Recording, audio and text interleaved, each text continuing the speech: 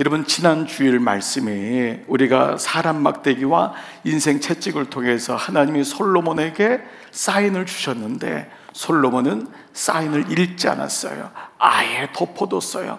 조금이라도 읽었으면 이렇게까지 비참하게 인생이 마무리되지 않는데 정말 마지막까지 인생이 어떻게 될지 아무도 모릅니다.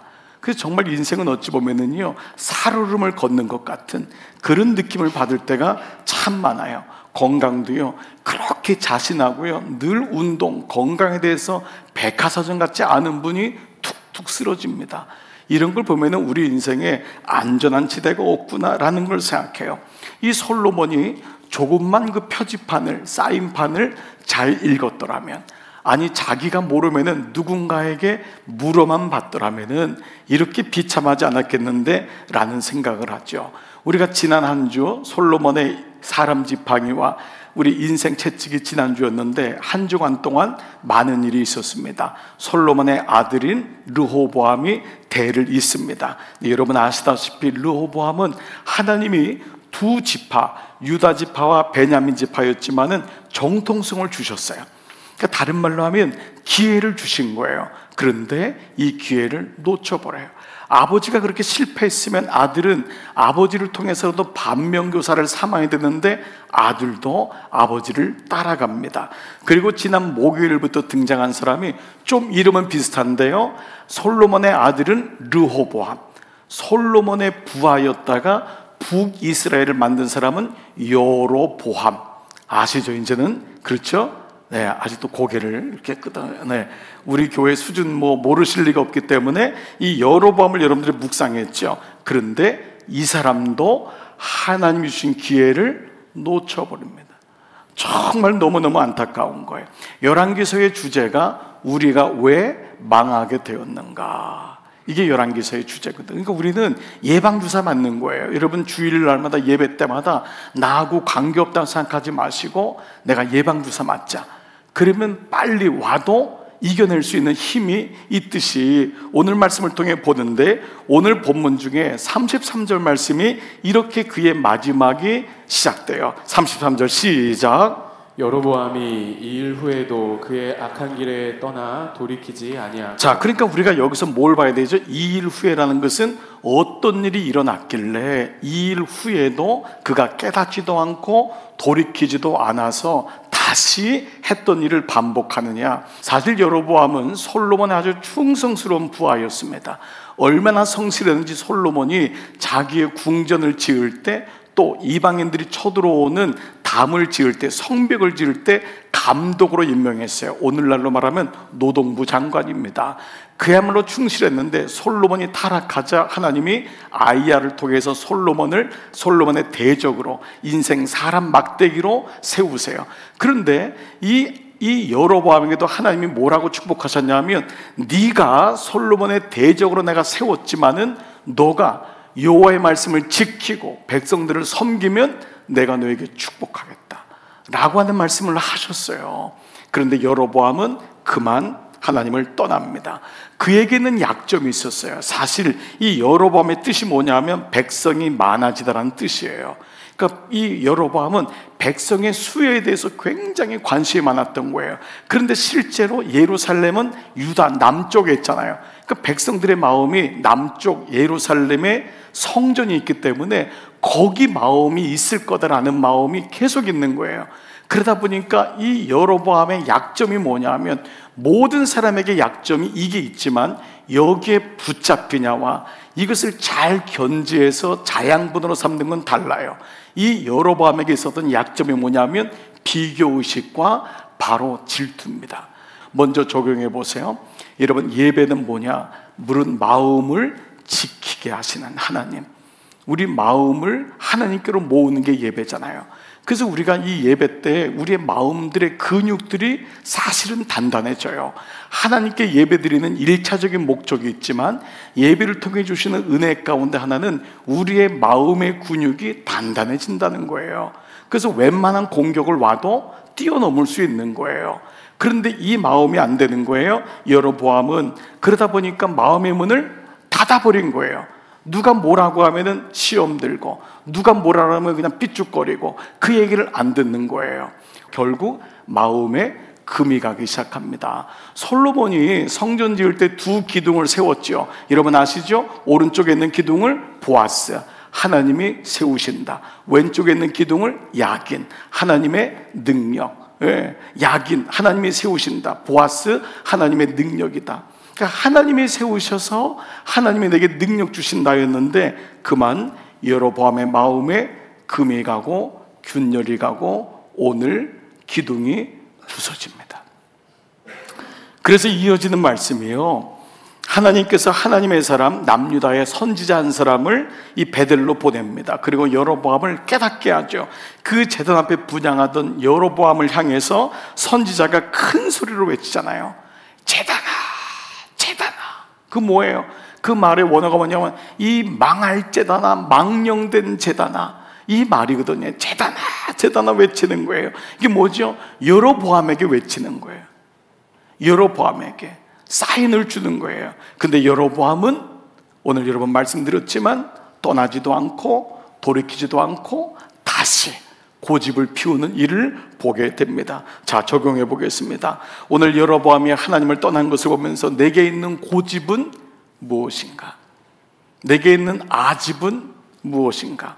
혹시 하나님이 사인을 주셨는데도 여전히 미련을 갖고 떠나지도 못하고 돌이키지도 못하는 것은 무엇인가? 여러분 한번 생각해 보시기 바랍니다. 이 사건은 안타깝게도 하나님의 말씀을 전한 하나님의 사람이 늙은 선지자에 의해서 오늘 본문에 보시면 죽임당하는 일이 일어납니다. 여러분, 오늘 말씀은 굉장히 생소한 말씀일 수 있고 조금은 복잡해요. 그렇지만 이 말씀의 시작이 어떻게 되냐면 열왕기상 13장 11절, 다 같이 시작. 베델에 한 늙은 선지자가 살더니, 베델은 뭐냐면 하나님의 성전이 아닌 거짓 성전에 한 선지자인데, 늙은 선지자, 선지자는 선지자예요. 근데 늙다라는 거예요. 이거는 나이가 들었다는 말만 노인이라는 말을 의미하지 않아요. 그러면 정말 나이로 폄하하는 거죠. 왜냐하면 사무엘서나 열왕기서에 나오는 늙다라고 하는 것은 나이가 연로하다는 뜻과 더불어 메타포예요. 은유인 거예요.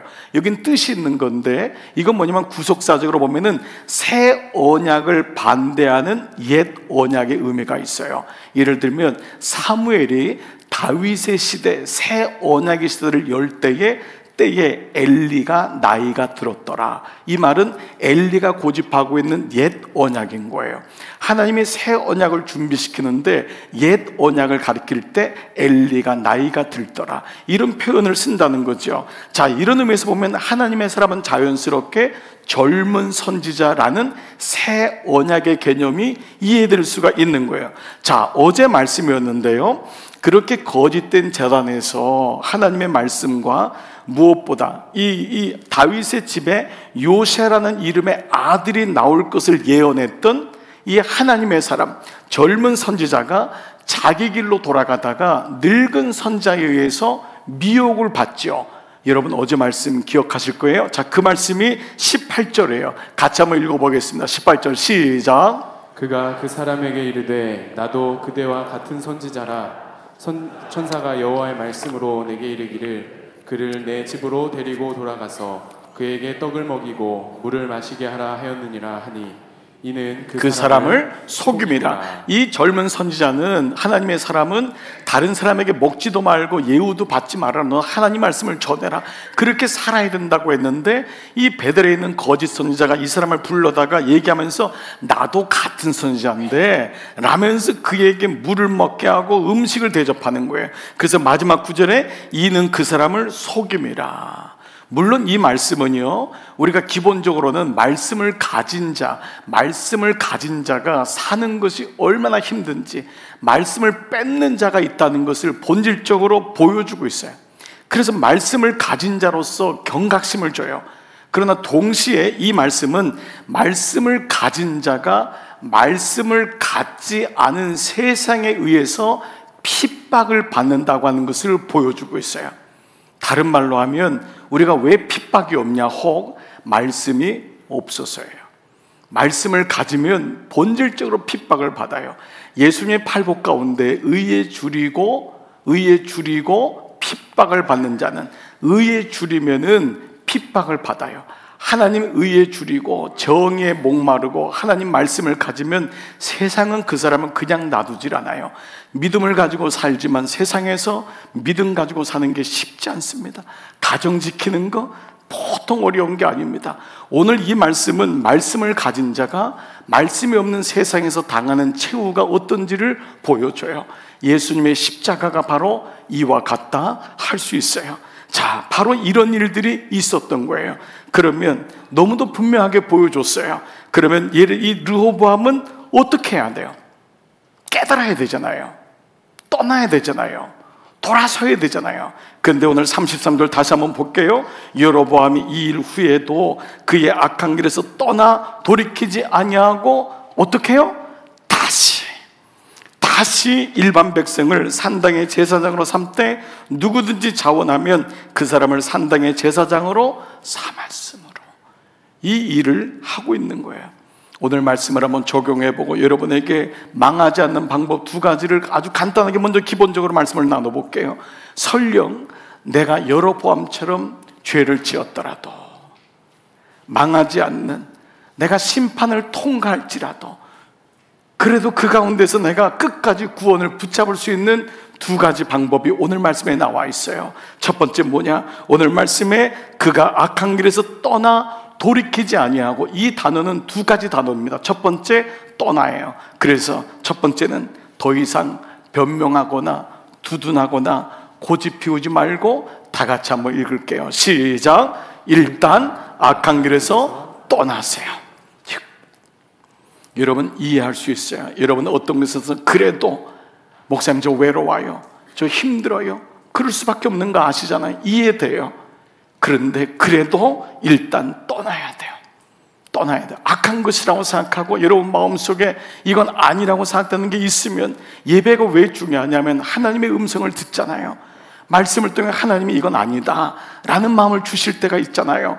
그러면 변명하지 말고, 자꾸 고집 피우지 말고, 두둔하지 말고 일단 떠나는 거예요. 집에 불이 났는데 이 사람이 잘못했어요, 저 사람이 잘못했어요, 제가 한 게 아니에요, 이러면 죽습니다. 불 나면 일단 나와야 돼요. 일단 나와야 돼요.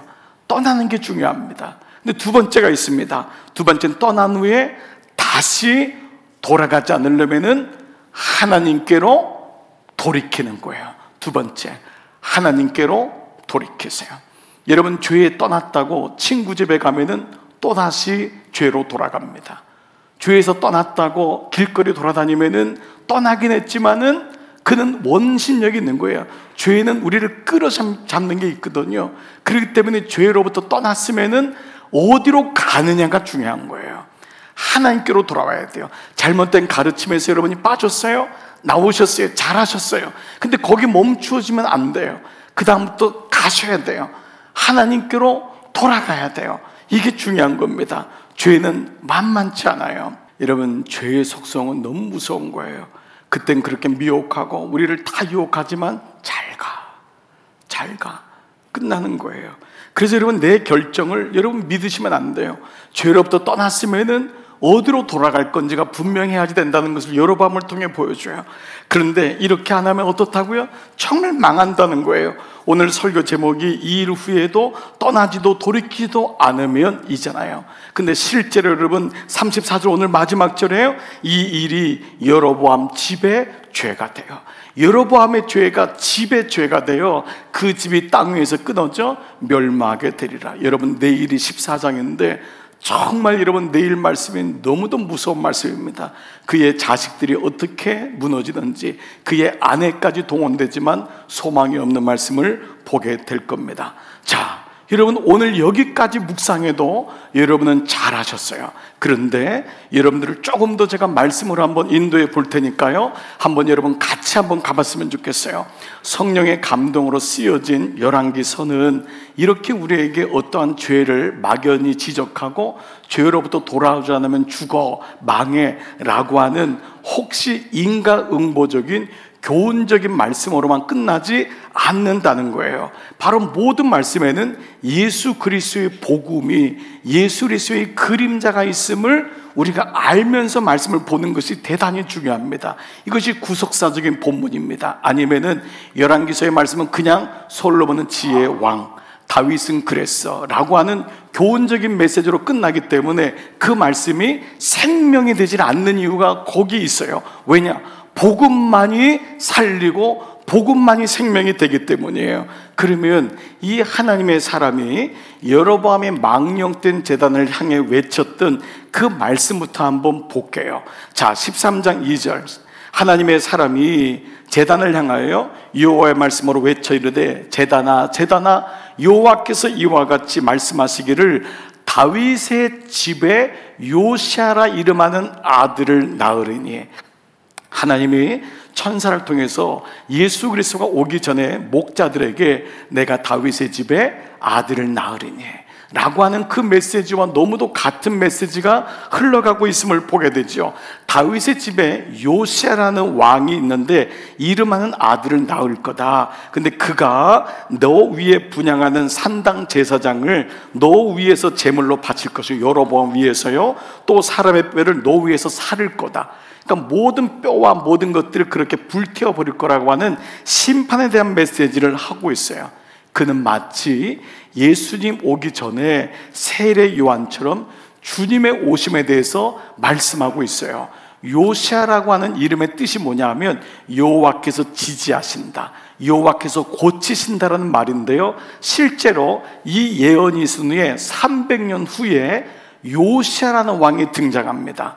요시아는 예수님처럼 젊은 나이에 죽어요. 그렇지만 그는 유다와 이스라엘을 전 통틀어서 가장 성군이고 예수님의 그림자라고 불려지는 사람이 요시아 왕이에요. 왜 요시아 왕이 예수님의 그림자라고 하냐면 요시아가 했던 세 가지 일이 예수님이 이 땅에 오셔서 하셨던 세 가지 일과 같아요. 요시아가 했던 첫 번째가 뭐냐 하면 두루마리 성경을 발견해요. 그 당시로 말씀 혹시 기억하세요? 두루마리 성경을 찢어서 화로에다가 집어넣는데 아무도 거기에 대해서 얘기하지 않더라. 그런 상태에서 두루마리 말씀을 발견해요. 예수님이 말씀으로 오셨잖아요. 두 번째 요시아가 한 것이 뭐냐 하면 예수님처럼 성전을 회복해요.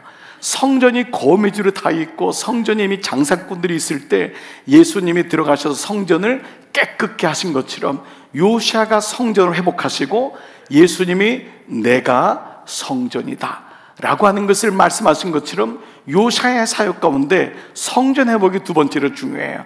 세 번째는 가장 중요한 게 요시아는 그동안 짜집기로 됐고 지키지 않았던 유월절을 회복해요. 이것이 요시아가 세 번째 했던 유월절 절기를 회복해요. 유월절은 뭐죠?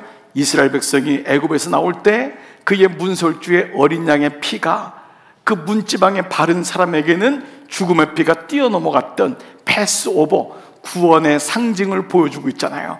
그 어린 양 예수는 예수 그리스도고 예수님이 유월절에 어린 양으로 오셨다고 하는 말씀이 그 말씀인 거예요. 그래서 이 요시아가 예수님의 그림자라는 것을 바로 이것을 통해 보여주는데, 이 늙은 선지자가 옛 언약이 하나님의 사람 새 언약을 속이고 그를 죽음으로 몰고 가지만 이후에 스스로 그는 그 하나님의 사람의 시신을 수습하고 자기 묘실에다가 모시고 자기 아들들에게 내가 죽으면 그 새 언약 때는 하나님의 사람 곁에 모시게 하고 그를 진심으로 아파하고 슬퍼해요. 29절 30절 같이 늙은 선지자 시작. 늙은 선지자가 하나님의 사람의 시체를 들어 나귀에 실어 가지고 돌아와 자기 성읍으로 들어가서 슬피 울며 장사하되 곧 그의 시체를 자기의 묘실에 두고 오호라 내 형제여 하며 그를 위하여 슬피 우니라. 그러니까 여기서의 슬피 운다는 건 그냥 거짓 슬픔이 아니라 진짜 애통하는 자가 복이 있나니 애통하는 거예요.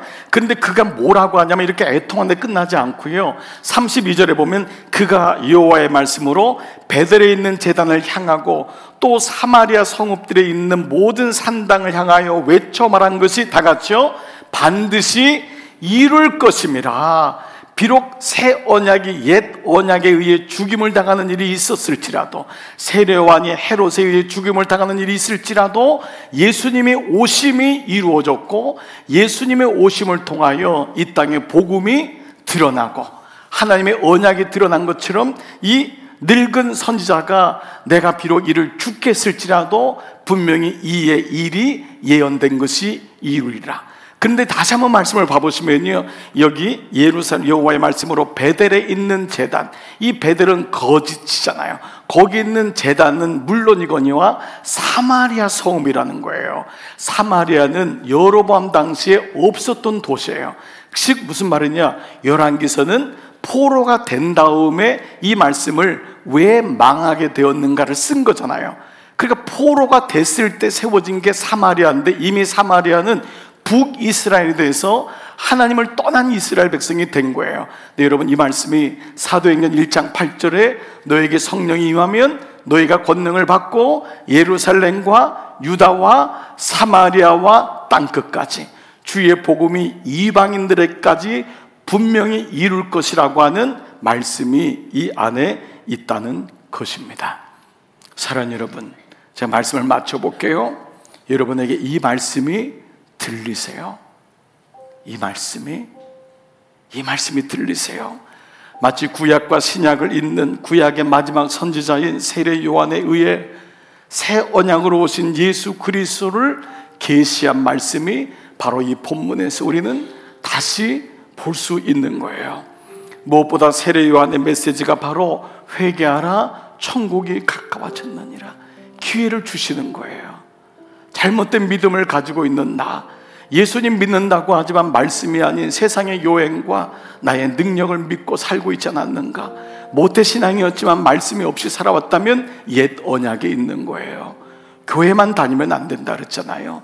예수 그리스도의 복음을 나는 만나고 있는가? 그 복음을 알고 있는가?